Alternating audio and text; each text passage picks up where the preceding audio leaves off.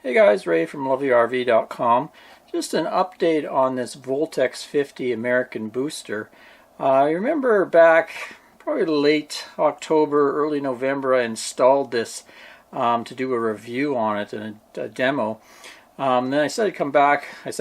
Probably in a month, but we were going to go down the Oregon coast, but we didn't really get too far and ended up bypassing the coast. So I really haven't had any great spots to really check it out. Almost every spot we've been to has been really good signal strength, which I'm noticing every time I do a trip, the coverage is getting better and better. I'm finding these cell boosters are becoming less and less of a big deal to have. Now, if you're in a fringe area and you really need to get online, it might be worth spending. I think these things go for about $500, but other than that, most places the problem isn't to do with a weak signal. It's more to do with overcrowded cell towers and that sort of thing. So I had a couple places that it did work. One was when we were still in Canada. I was actually picking up an American Verizon tower across the ocean, and it allowed me to actually connect to it, whereas without this booster I couldn't connect. Also on the Washington State coast, I was getting a really weak T-Mobile signal, and this thing improved the speed and allowed me to connect, but other than that, it really hasn't been very useful for me on this trip. And they just emailed me and said they want their demo back now, so there's not much I can do other than just give you an update on this as far as this video goes.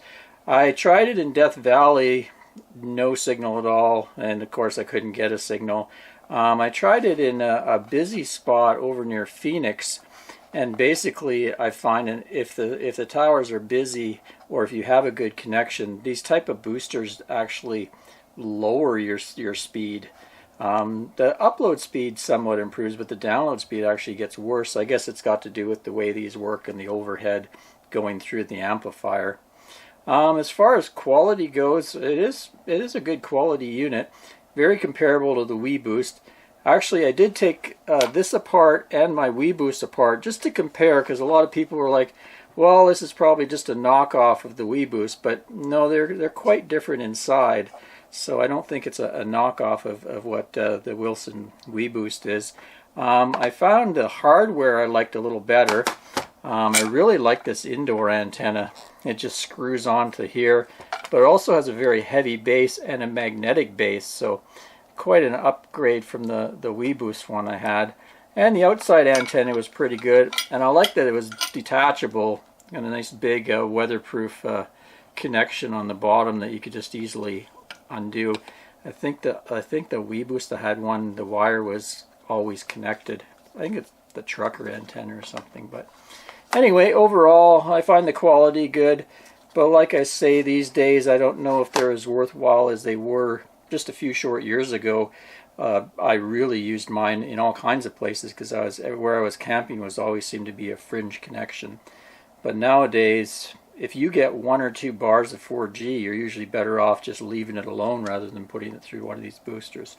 That's just my experience. Your mileage may vary. Till next time, Ray from loveyourrv.com. Thanks for watching, folks. Cheers. Oh, I'll link back to my original installation video if you want to see that.